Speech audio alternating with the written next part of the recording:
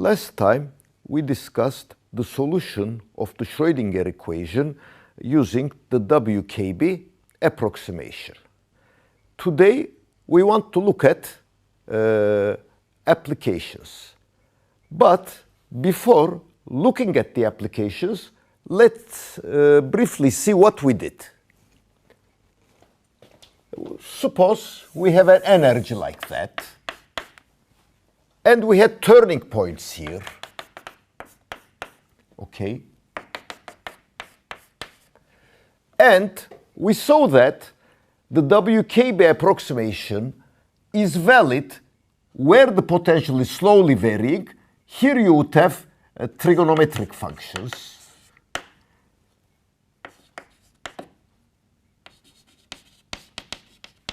And here you would have exponential functions. Now, the slowly varying potential approximation was not valid under the circumstance that E is equal to Vx, namely the turning points. Here, for example, is one place where WKB approximation is not valid. Here is another place. So that at these points, we have to find a different solution. We said that categorically at these points we have E is equal to V of x1, and if we expand V of x around x1, we do get a linear potential, which means that near the turning points, the solution is based on an equation of the following type.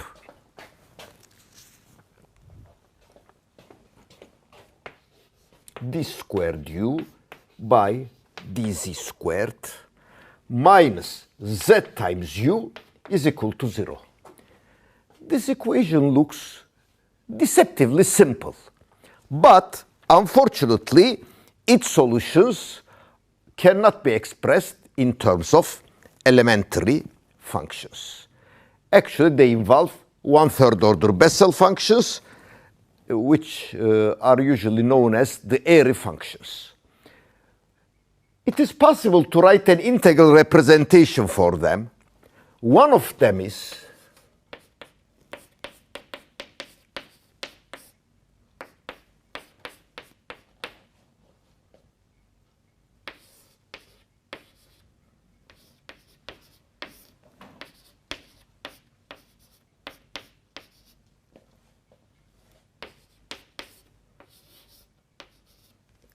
okay, you can easily check that this will satisfy that equation. Since this is a second order equation, there is a second solution, which is written as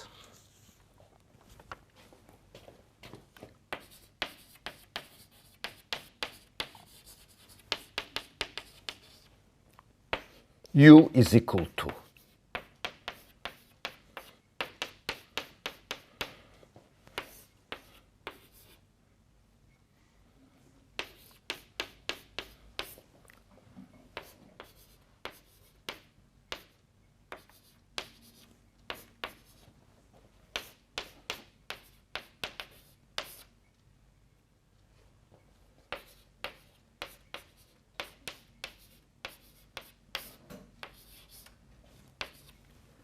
which can again be verified by substitution. Now, what we are interested is that think of a piece of highway, which is good at some point. Then you have somehow a broken bridge, and then you have again a good part. And you want to move cars from one part of good part of the highway to the other. What do? You find some device, some winch or something, which will move the car from one good position to the succeeding good position. Now, we'll use these equations to move the solution from this region to that region or vice versa. For this, we need the asymptotic value of this integral, namely what happens to this integral when z is large. I'm not going to write all of them. This can be found in standard quantum mechanics books. But, for example, the asymptotic form of ai z is 1 over square root of 2 pi z to the 3/2 exponential to the minus 2/3 z to the 3/2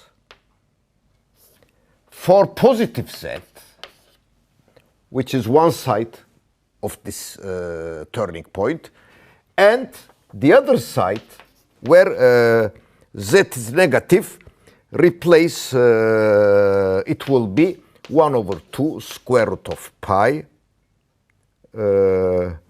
of course, minus z to the 3/2 and sine 3/4 actually. Sorry about that. 3/4 sine of minus 2/3 minus z to the 3 over 2 plus pi over 4. Now, we can therefore use these asymptotic forms to connect a solution in the trigonometric region to a solution in the exponential region. Actually, there is another physical problem which also again relies on this, and that is the barrier. This one, remember, was the bound state problem.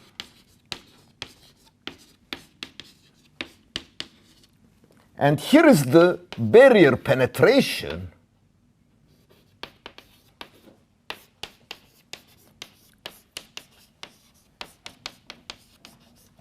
which will look like this. Okay, here is the shape of the potential now. Here is an energy below the maximum of the potential. And this time, we must have a trigonometric wave here. Here you will have the exponential penetration back to a trigonometric wave, so that we can calculate what is the probability that a particle from that point can get out of the potential barrier. Classically, of course, that probability is 0, but quantum mechanically, because of the uncertainty principle, since we cannot determine the position exactly, there is a probability that, okay, this will penetrate, and we do see physical manifestations of this phenomena, for example, in alpha decay. Now, I don't want to give all of the mathematical details involved in this process. One can check standard quantum mechanical references for it. However, once you look at a trigonometric function and exponential function, so we must learn how to connect a trigonometric function to an exponential function, or vice versa, using this crane which moved the highway from the bed portion of the highway, the car from the bed portion of the highway. And these are the following.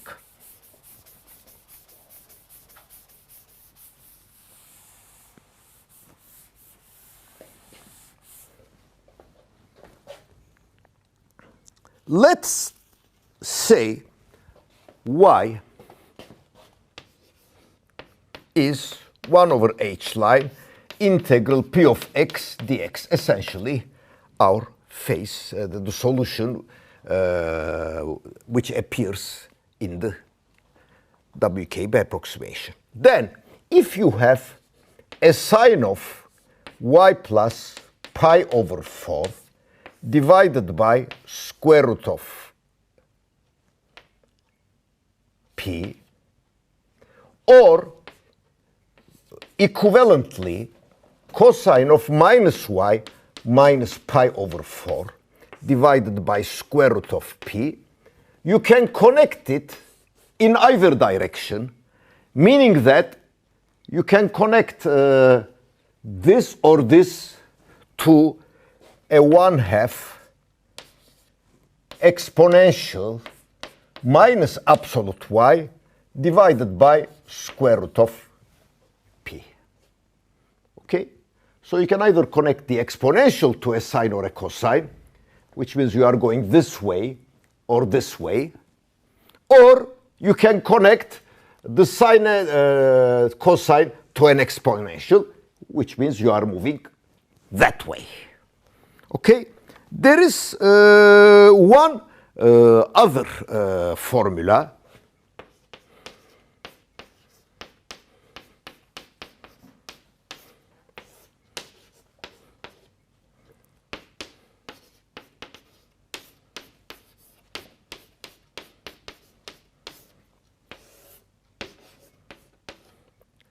And this you can connect again, this time to a exponential plus absolute y, okay, divided by square root of p. Again, this will work both ways. There is, of course, a practical point in this.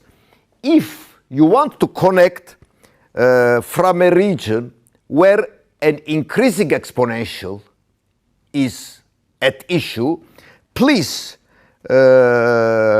connect it in that direction to avoid the possibility that the increasing exponential part can also have a second decreasing part, which will cause ambiguity in the phase of the wave which goes to the other side. So in other words, if you want to use the crane to put your car out of a ditch, you better use the crane properly. All right, now the approximation, classical approximation of this is to use this for a bound state. Okay, we can essentially use this picture, or we can draw a fresh one for the bound state problem.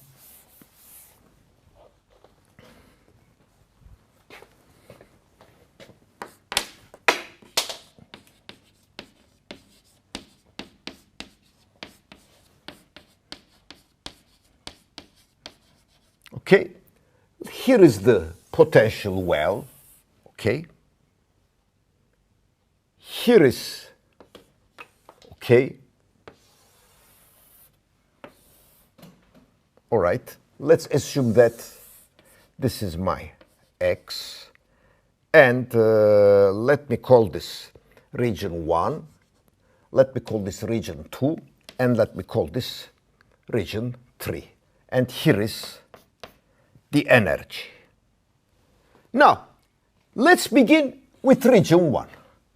And let's be somewhere at a point like this, where WK far from, okay, so the energy is here. So let's be at a point like that, where we are sufficiently far from the connecting point, so that WKB approximation is valid.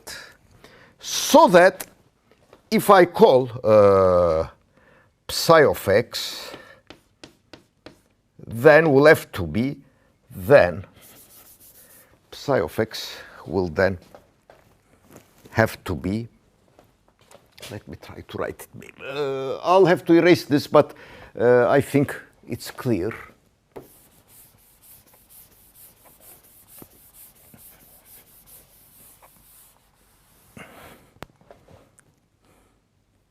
It will be exponential to the minus integral from x to b p of x dx divided by square root of p. So this will be psi 1. Now connect it okay, from right to left, because remember in the formula I erased the exponential was on the right hand side and the trigonometric function for the well was on the left hand side.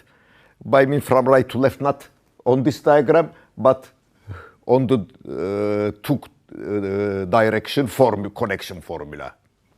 Okay, then in region 2 this will connect to 2 cosine minus integral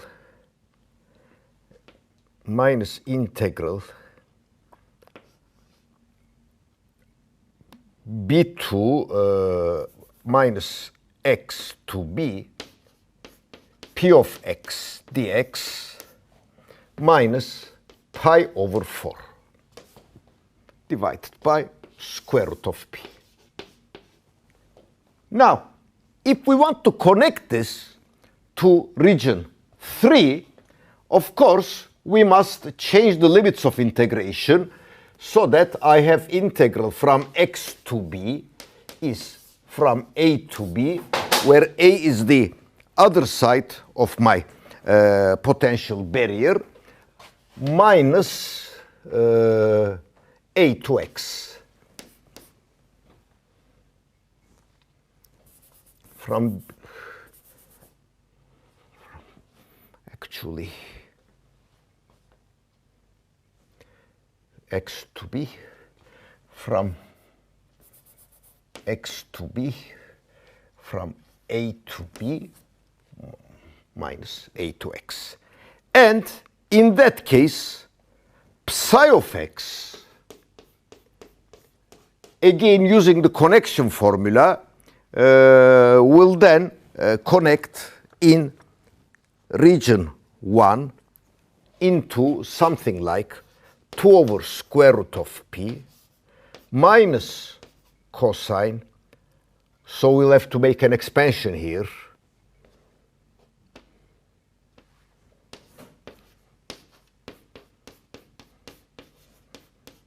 sine of the argument,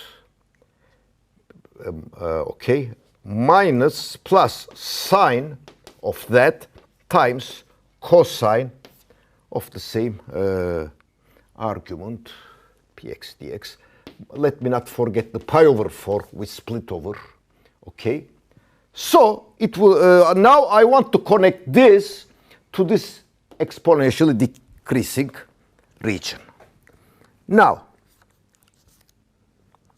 unfortunately, this first term is going to spoil my job because it will connect to an increasing exponential, which of course doesn't satisfy the boundary condition that the wave function should be square integrable.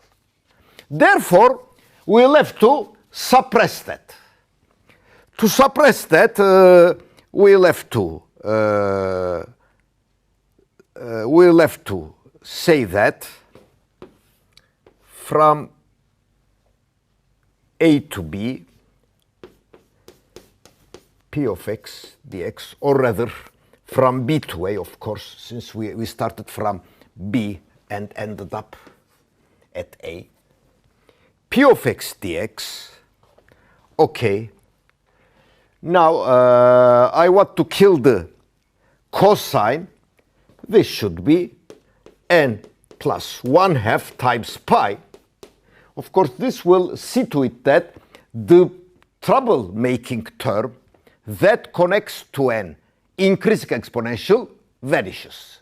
And that's my quantization condition, in the same manner as you just cut infinite series in quantizing simple harmonic oscillators so that you get a square integrable wave function. And restoring this to not p of x, okay, pi, and then remember this was p was y over h line, so that p of x dx would not be pi, but it would be the Planck constant, of course. All right, so this is a semi-classical quantization condition, and it looks like the old Bohr Sommerfeld quantization condition, except for the 1/2 term. I will have to apologize for one fact.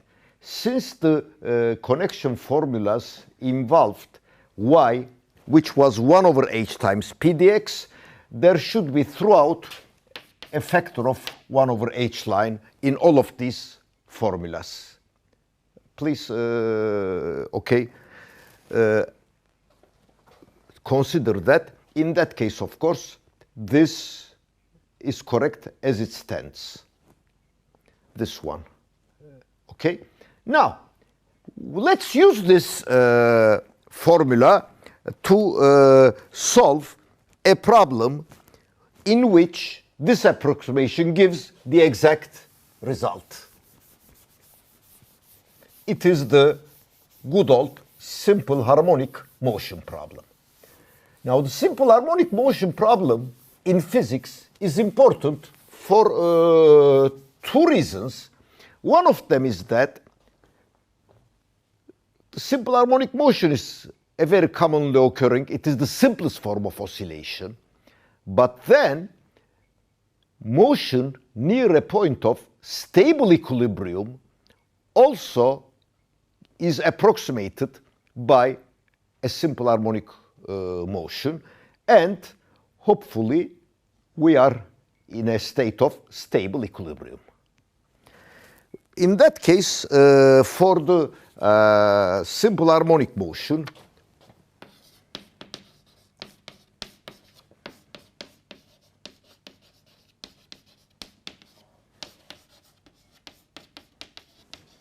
okay, my Hamiltonian, which is the energy, is p squared over 2m plus 1/2 m omega squared x squared. All right. Of course, the turning points are obtained by setting the velocity is 0, hence the momentum is 0, so that x is equal to plus or minus square root of 2e divided by m, omega squared. Now this integral, therefore, will have to measure, motion, from here to here and back, because that is a complete period of the harmonic motion, so that the pdx integral, which is 2 times minus square root of 2e over m omega squared to 2e over m omega squared times, now we can erase, all right.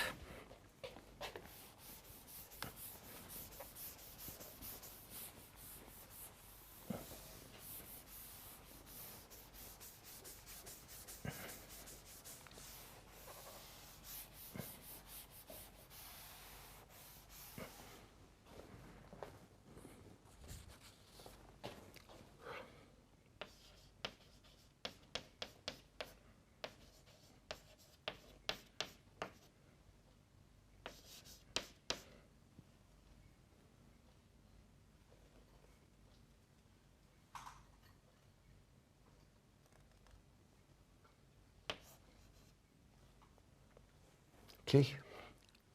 P, which is 2m minus m squared omega squared x squared. And this integral can be evaluated by a simple trigonometric substitution. And this will give me 2m, 2 pi, e divided by omega. And setting this equal to n plus 1/2 times the Planck constant, we see that the energy levels of the simple harmonic oscillator is n plus 1/2 h over 2 pi times omega, which is the exact answer to this problem. Now, in the old quantum theory, this 1/2 was absent, okay? And where this 1/2 comes from is very simple. It is the uncertainty principle, because in the uncertainty principle, okay, classically you can have e is equal to 0, because p and x can both be 0. However, the uncertainty principle tells that you cannot observe a momentum and a parallel position at the same time. So there is an uncertainty relation between them, and that uncertainty relation does give rise to this 1/2, and this is called the 0-point energy. Okay, the second problem we wish to study is this time the transmission through the barrier problem, which you can see very briefly sketched.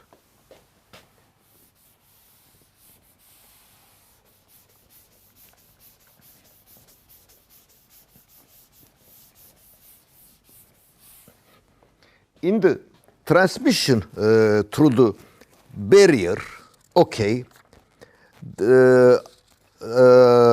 I don't know, we'll have this situation.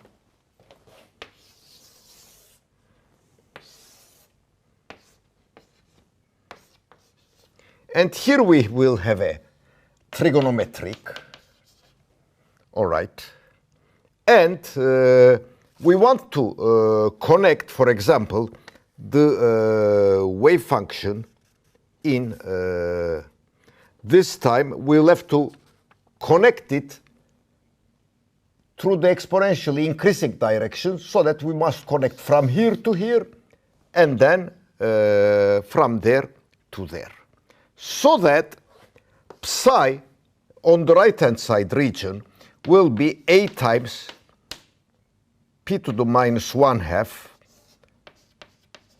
cosine 1 over h line integral, I don't forget the h line, plus pi over 4 plus I sine I over h line integral p dx plus pi over 4. Now this will connect in the central region to a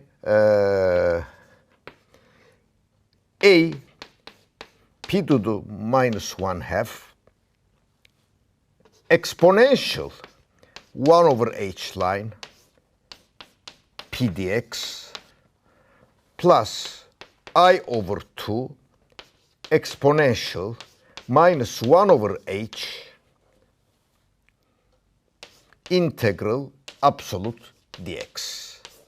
Of course, we can continue with this game and finally obtain this time connecting this up, and we'll get, for example, psi 1 is a p to the minus 1/2 times 2 times t to the minus 1, a sine of 1 over h line integral from a to b p dx plus pi over 4 plus I over 2 times t times cosine of the like argument. And of course we can use the Euler formula.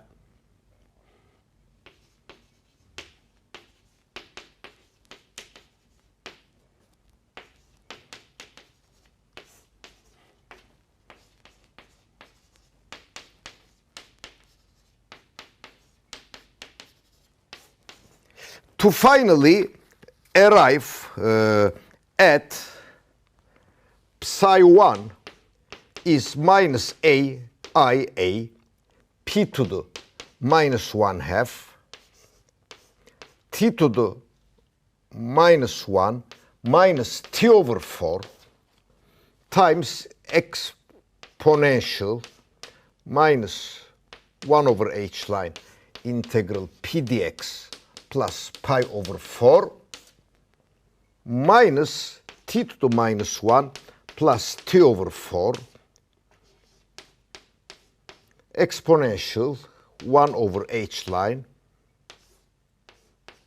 p dx plus pi over 4.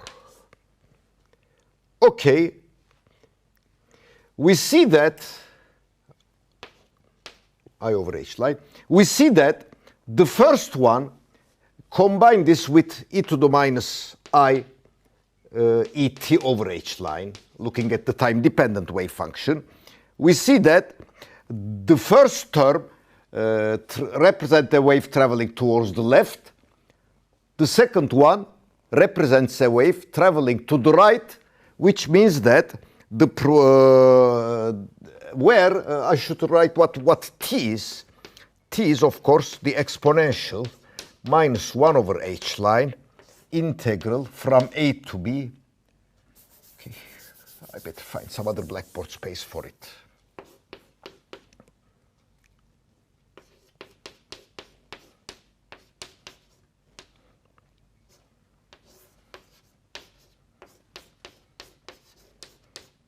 Okay, it is this quantity, and we can now actually calculate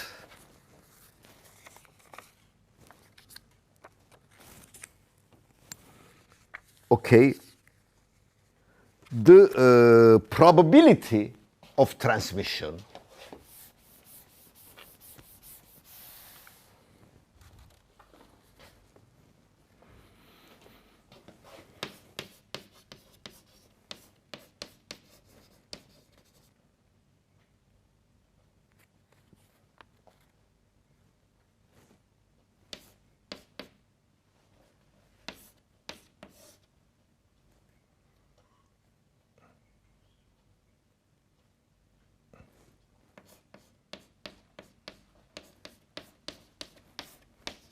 which is the coefficient of the wave traveling to the right, and this is approximately equal to t, assuming t is small.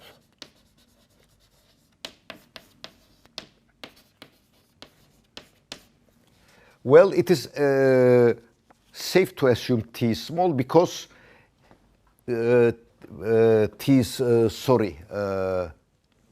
small because of the fact that in t we have the exponential of the momentum divided by Planck's constant. All right. Okay.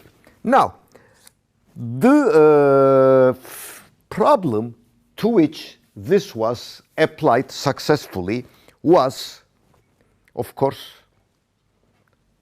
alpha decay. But before coming to that, I should really state that some of the details on this calculation, which was omitted for brevity, can be found in almost all quantum mechanics books. For example, Merzbacher's quantum mechanics book contains about the same calculation as I did here.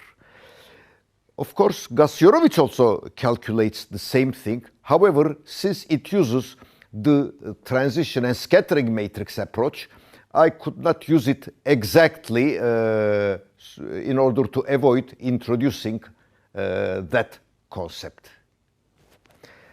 Of course, the alpha decay problem has been studied as a barrier penetration problem. And like many discoveries in science, there are two parallel calculations. One of them is the one by George Gamow. Gamow, you may know as the author of Mr. Tompkins in Wonderland. And I do suggest you that book because it makes you imagine that you live in a world where the Planck's constant is very large, so that if you were driving a car, you would begin to observe quantum mechanical effects. So he's fascinating, and he calculated. Now, what is alpha decay? So let's, of course, the transition, the alpha decay is, of course, described in virtually all nuclear physics books. It is also one of the most frequently used examples for the barrier penetration problem. As you know, in the nucleus, we do have protons and neutrons. And, of course, the protons normally will be repelling each other by electrostatic repulsion. However, there is also a nuclear force acting, and the nuclear force is much stronger than the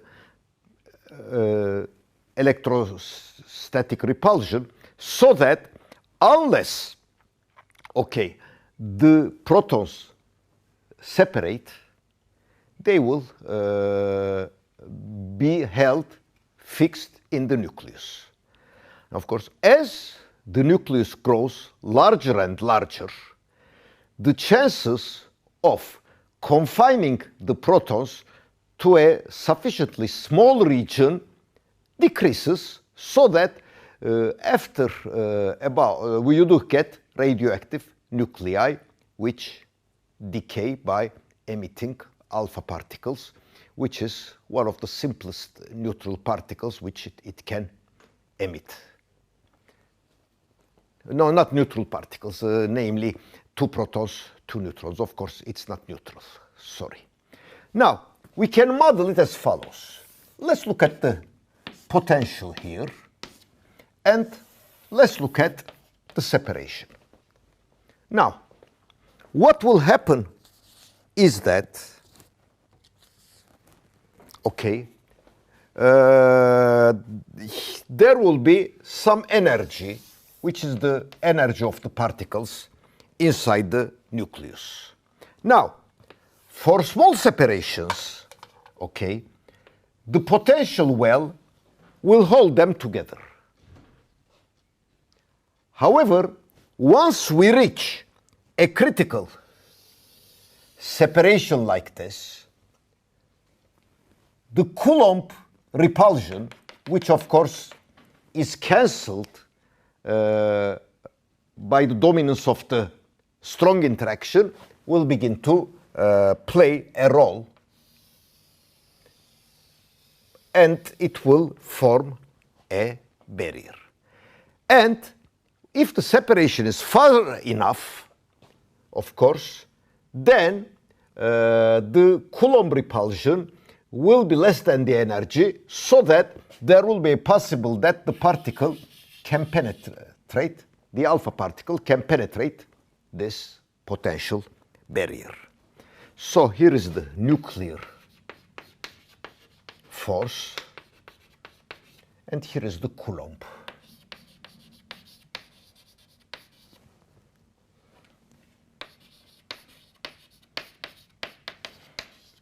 Okay. Okay, let's make R1, okay, the range of the nuclear force, and let's make R2, okay, the point where the energy is equal to the Coulomb energy. Okay, the outer ray, okay, if 0 is less than 2z e squared divided by 4 pi epsilon 0 times R1, which is the energy. This is below the maximum, so that if it wants to, alpha particle wants to escape from the nucleus, it will have to penetrate the barrier. And if it penetrates the barrier, it will tunnel through the Coulomb barrier from R1, where the Coulomb potential is 2 times the nuclear charge E squared over 4 pi epsilon 0 R. It will have to tunnel through this barrier and up to the radius R2, which is E is equal to 2z E squared divided by 4 pi epsilon 0 R2.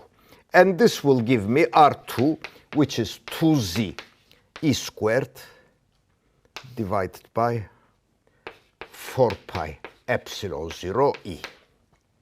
Okay. Now the decay probability would be given by our famous exponential, namely probability of decay will be e to the minus 2 times g, where g will be 1 over h line integral 2m times v of r minus e dr. Well, v of r is given by this formula, and the limits are r1 and r2. Now, this integral can be evaluated, and then we can calculate the transmission coefficient, and we get an expression of the following form. Again, I'll omit the details for the integration, which is e to the minus 2g, which is square root of 2m over e, okay, divided by 2z e squared over 4 pi epsilon 0 multiplied by arc cosine r1 over r2 minus r1 over r2 times 1 minus r1 over r2. Okay, so it will be given by an expression like that. Okay. Of course, if the energy is low, somewhere here, then this will have to travel quite far, so as we can make an approximation that R2 is much greater than R1, in which case the transmission coefficient will assume a simpler form like this.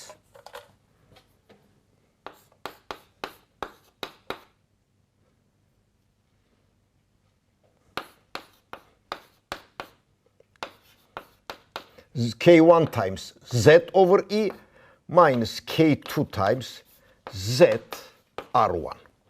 Well, we can convert this to a half-life by multiplying this by the fact that, okay, in order to, once it hits the wall and doesn't manage to penetrate, the next time it will hit the wall is going to be essentially okay, velocity v0, then t will be the r1, namely the radius of the divided by its velocity when it hits the wall. So that we can convert this equation to a lifetime, and using this we can get a formula for the lifetime,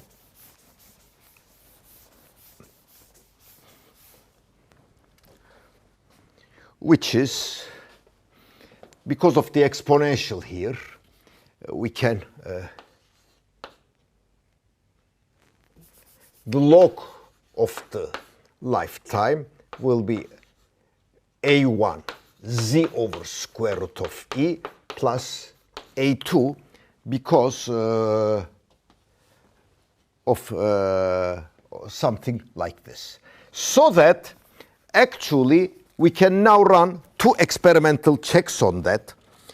One of them is we can look at the radioactive decay series, and if we look at that, we can see that pretty much on log-log plot, those nuclei will follow a straight line fit.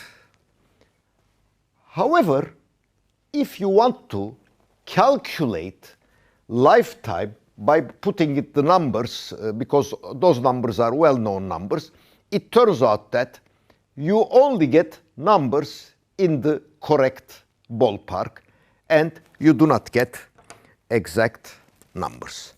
You can find the details of this in virtually any book on nuclear physics. Now, this problem is of historical importance because it was one of the first instances where quantum mechanics was able to answer a nuclear physics problem. And it turned out that an alternate derivation of this result was also produced by Condon and Gurney. They used a slightly different approach. What they did was they really separated this potential barrier into a series of square wells like that, the Condon-Gurney approach, and summed the series, obtaining an identical result. Now, there are a number of other physical problems to which the WKB approximation works. There are also other areas of physics where a similar approximation works. And this, of course, is one of the most interesting aspects of physics, that similar problems using a quotation of Feynman have similar solutions. I thank all of you for your attention.